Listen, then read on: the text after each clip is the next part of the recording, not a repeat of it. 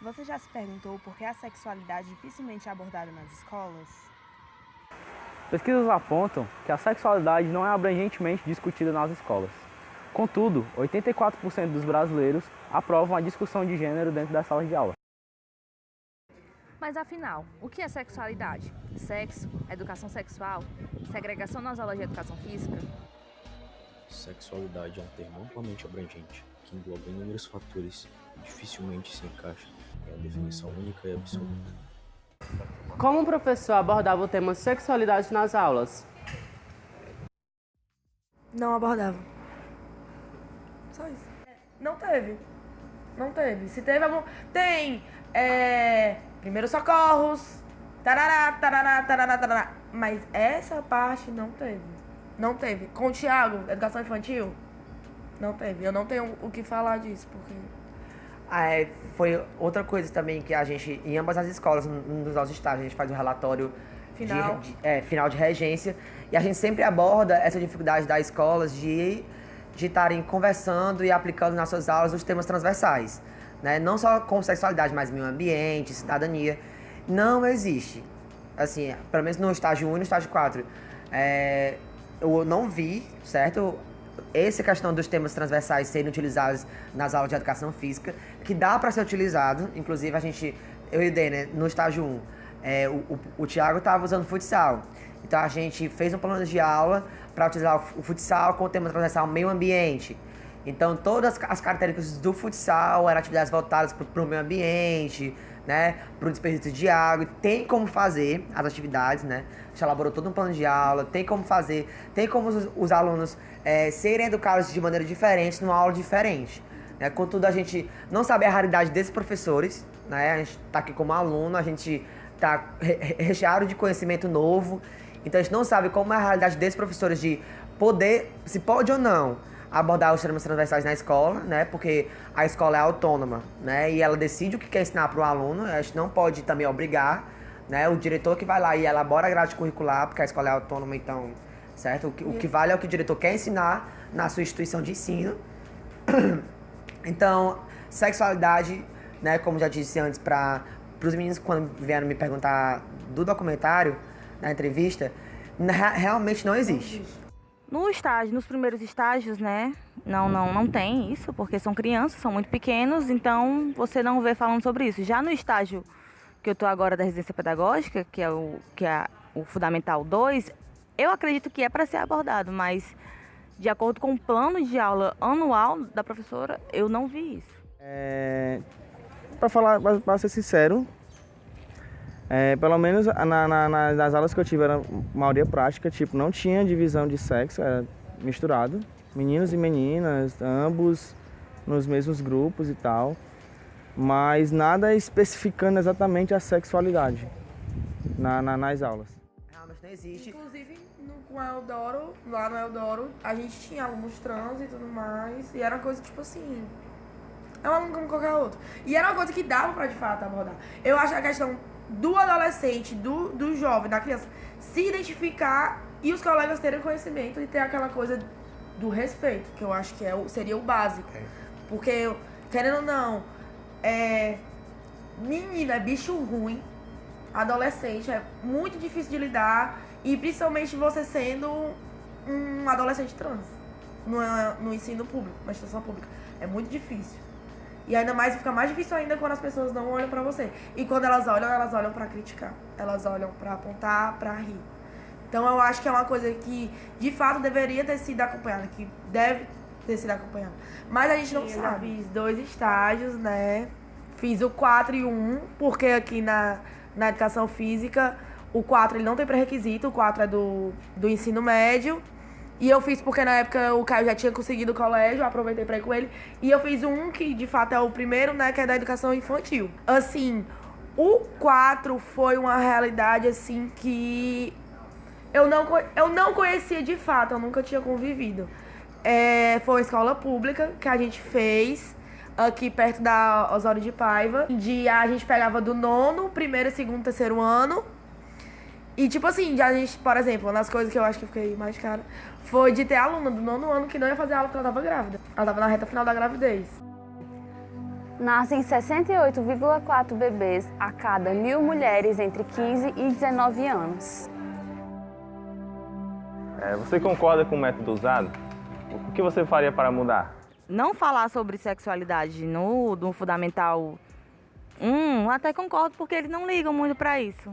Eles não estão nem aí pra isso. Eles querem saber de brincar mesmo. O que você colocar, eles brincam e eles adoram. Inclusive, não tem essa separação de meninos e meninas que gostam mais de brincar ou menos. Não tem isso no Fundamental 1. Você começa a ver lá no Fundamental 1, lá na 5ª série. As meninas, elas começam a querer virar mocinhas, querer se maquiar, querer se ajeitar. E aí elas já não querem mais brincar. E também elas também não querem ficar perto dos meninos, porque já tem menino que gosta de uma e a outra tem ciúmes. Você já começa a ver isso no infantil ou no Fundamental 1, na 5ª série. Assim, concordo. Concordo pela idade, até pela idade. Porque, tipo, foi Fundamental 1, eu tive estágio de infantil e Fundamental 1. Então, pela idade, eu acho que é legal ter só essa interação de meninos e meninas. Porque no primeiro estágio que eu fiz, era dividida a educação física. Era meninos faziam karatê e meninas faziam balé. E tinha meninas que não gostavam de fazer balé, ficavam lá paradas, porque iam pro karatê. Entendeu? Aí, tipo, essa divisão não tem que existir. Tem que ser unificado. Tem que ser meninos e meninas fazendo a mesma coisa. Entendeu? Se tiver um menino que gosta de balé, deixa ele fazer balé. Se tiver uma menina que gosta de fazer karatê, deixa ela fazer karatê. Entendeu? Não tá impondo. E já no segundo estágio, foi tranquilo. Teve uma parte das aulas que eram atividade rítmica expressiva. Os meninos dançavam como as meninas, de boa. E tinha aula de futebol, as meninas jogavam como os meninos. E não tem essa divisão. Acho que aí já está incluso, essa sexualidade, a parte da sexualidade, para as crianças, tem que estar incluso aí. E a partir do Fundamental 2 e ensino médio, aí já tem que ser uma coisa mais direcionada. Eu também fiz os mesmos estágios que a Luísa, o 4 e o 1, nas mesmas escolas. O 4 a gente fez nessa escola pública, que é o Eudoro Correia, e o estágio 1 a gente fez lá no Colégio Agnus, que é aqui no Montese. E é exatamente isso que a Luísa disse, são públicos completamente diferentes, porque o estágio 4 já é o ensino médio e o estágio 1 já é da educação infantil. Então são dois públicos completamente diferentes, vivências completamente diferentes, porque são maneiras diferentes que a gente tem que tratar os alunos. Por exemplo, no estágio 4, a gente obedece as etapas de estágio bem direitinho, né? Que é a observação, coparticipação e regência. A gente obedece esse espaço bem direitinho porque os alunos já são grandes, né? Já estão mais formados, né? Então, assim, no ensino infantil, não. Desde a primeira etapa, assim que a gente chega na escola, a gente já participa ativamente das atividades, para ter mais essa interação com os alunos, porque eles precisam disso, né? Se você chegar lá e ficar só observando, eles não confiam em você, eles não querem fazer a atividade junto com você, não querem fazer atividades porque você tá lá. Então, a partir do primeiro dia de estágio, você já tem que estar inserido, já tem que brincar com eles, brincar junto com eles, fazer as atividades junto com eles. E desde o primeiro momento já está auxiliando o professor. E a realidade é exatamente essa, né? Do colégio, obviamente, particular, ter todo tipo de auxílio, ter todo tipo de material. As crianças, obviamente, têm mais condição e, consequentemente, entendem melhor o que a gente quer fazer, o que a gente quer propor. E lá no ensino médio era exatamente o que a Luísa disse, né? Tinha dias que não tinha aula. Né? Tipo assim, do professor... professor da educação física era da terceira aula. Mas os professores terceira aula, né? Aí da primeira e da segunda aula, os professores não iam. Aí, tipo, os alunos ficavam sem fazer nada. Aí, simplesmente, eles estavam no primeiro e segundo ano. Aí o professor tinha que se virar em quadra, porque os alunos não tinham professor e ele tinha que se virar. Ele pegava, sei lá, uma bola que tinha de vôlei, acabada, uma de basquete, juntava, o pessoal ficava sentado, jogava. Deu tempo, todo mundo vai pra sala e ele ia embora. Isso acontecia sempre. Sempre. Toda vez que tinha aula de educação física, eram 2, 3 turmas. Dificilmente teve dia que era só, hoje vamos só pegar o 9º ano, vai ser só aula pro 9º ano. Dificilmente acontecia isso. E também a gente enfrentou muito aquela realidade dos alunos sem condição, né, no estágio 4. Alunos que não têm o que calçar, então faziam atividade de calça jeans, porque lá não tem uniforme de educação física, como a gente está acostumado a ver nos colégios particulares, né? Então não tem uniforme de educação física, eles saíam da sala de aula e iam direto pra quadra do jeito que tava, com a calça jeans, com a rasteirinha. E iam fazer atividade que normalmente era aquela mesma coisa que a gente vê durante a graduação, né? Ou vôlei, ou futsal, às vezes a professora dividia a quadra, né? Meninas normalmente pro vôlei, os homens normalmente pro futsal. E isso foi até a gente conseguir fazer o período de regência e a gente propor outras atividades para eles que eles realmente não estavam, né?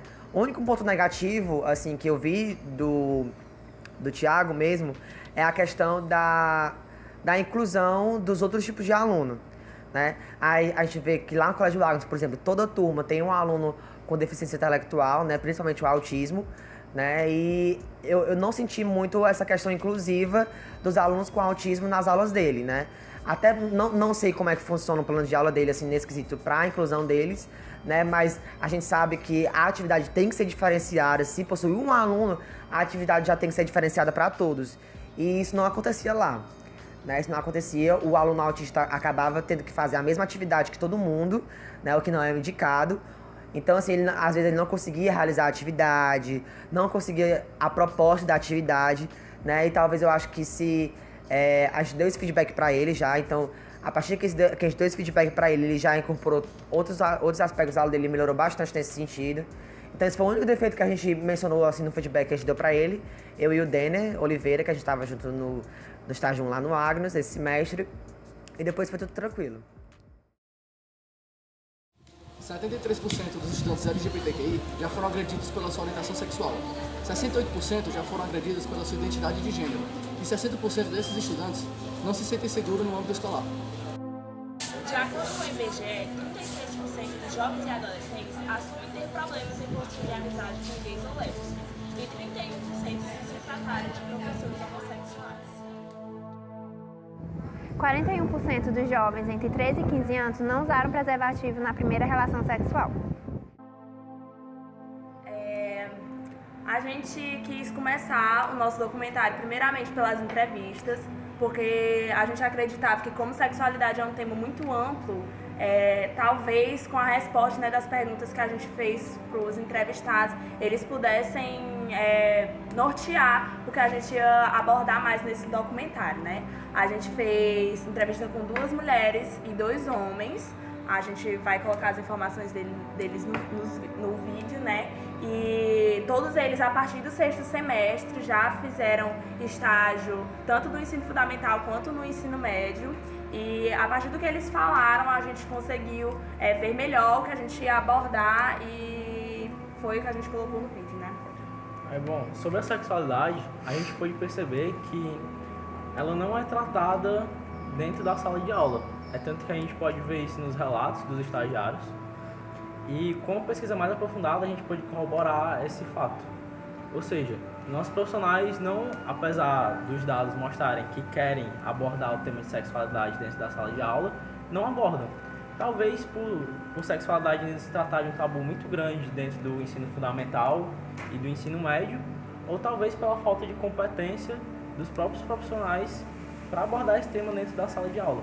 Até porque a gente sabe que na cabeça de muitas pessoas, sexualidade se trata apenas de sexo. Mas a gente sabe que não é só isso, que é uma série de questões que envolvem o corpo da criança e toda a maturação que ela pode sofrer. É verdade. Mais uma coisa que a gente pode lembrar, que inclusive a gente colocou aqui no vídeo, é que a gente não pode subestimar o que a criança tem capacidade de entender ou não, né? A gente vê que sexualidade, ela pode ser abordada a qualquer idade para a criança, obviamente de maneira diferente, mas que é uma coisa que tem condição sim de ser falado, né? Como a gente pode ver nas estatísticas, que abordar esse tema é muito importante, principalmente na fase de formação do aluno, né? A gravidez na adolescência, ela ocorre de 10 a 20 anos e alguns fatores que levam a acontecer isso é a falta de informação, às vezes tanto na escola quanto da parte dos pais. Também acontece também de muitas vezes da vergonha da menina falar para o parceiro que quer usar o preservativo. Como a gente pode ver nas estatísticas, que é muito importante os professores abordarem esse assunto, né? Principalmente na fase de formação do aluno. E uma das consequências é que a violência, que a gente está muito mais do que presente nas escolas. Como a gente já discutiu aqui, né, a falta da informação, ela acarreta não só essas consequências que o Rafael acabou de falar, mas também algumas crianças no ato sexual, né, na sua primeira vez, elas não utilizam preservativo justamente por isso, por não saberem de como lidar com essas coisas e causam algumas doenças, algumas consequências bem maiores. Disso, né? A gravidez na adolescência, ela é entre 10 a 20 anos e ela ocorre muito por alguns fatores, que é a falta de conhecimento adequado, a dificuldade de acessar esses métodos e a falta de informação, tanto dos pais e por conta da escola, às vezes também por violência e abandono. E também, assim, nem só a respeito da criança fazer o ato sexual, né? Porque é uma criança, a pessoa ter 14, 13 anos é uma criança, né? Não ter aquele direcionamento do professor falando a respeito de sexualidade, também muitas vezes acarreta nas doenças, na DSTs, que muitas pessoas têm hoje em dia. O índice de DSTs entre os adolescentes aumentou, digamos assim, né? E chega a ser meu Deus. Ah, não. Tá não.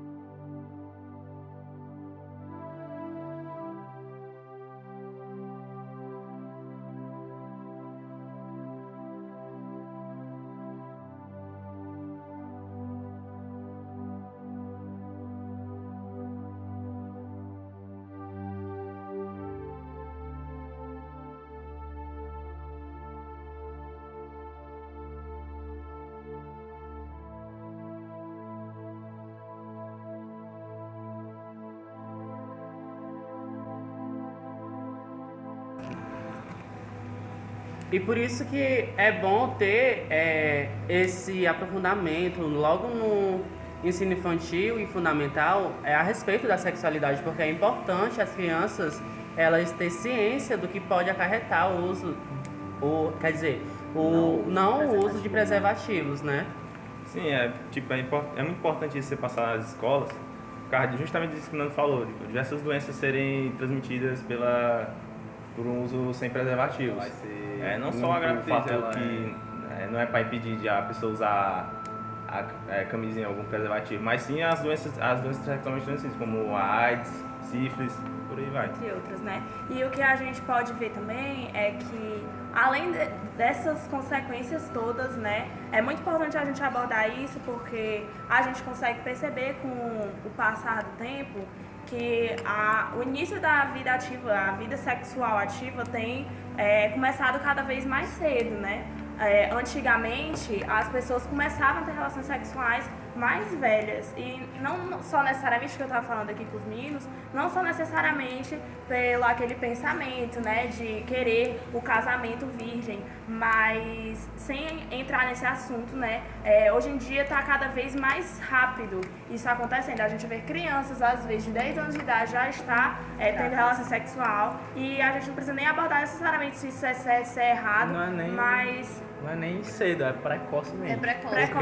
Antes do tempo que é realmente para acontecer, porque a criança está na pré-adolescência. É uma criança, na verdade. Criança ainda, não vai alcançou entrar a maturidade sexual e ela está fazendo aquele. E a gente pode ver que a falta de informação, a falta de abordar isso, tanto nas escolas como até mesmo os pais falarem disso com os filhos, traz esse tanto de consequências, né, ruins. A gente precisa mesmo conversar sobre isso sem tabu e sem vergonha mesmo. E eu lembrei também de uma coisa, quando eu estava pesquisando, é que tanto é bom ter esse assunto na sala de aula quanto em casa, porque através disso a criança, por exemplo, nos casos de abuso sexual, a criança vai ver que aquilo está errado, ela vai saber argumentar com uma pessoa maior para poder denunciar até, né? Com certeza. Porque também o caso de abuso sexual com criança vem crescendo muito. Principalmente dentro da família, né? Sim. É verdade, sim. E é tanto, entrando aí no que tu disse, porque atualmente o que a gente tem são crianças que buscam, as pesquisas mostram, que buscam principalmente pela mãe para suprir essa carência de informação sobre sexualidade que elas têm. Então, quando elas vão buscar pela mãe ou pelo pai, e esse é a pessoa que está abusando dela, então ocorre um certo conflito de interesses, né, de informações. E isso também demonstra interesse, né? Eles têm interesse disso. A gente sabe que criança, pré-adolescente, adolescente quer saber mais sobre isso e às vezes o que tem aí na internet, né, não é tão eficaz assim. Obrigado, professora.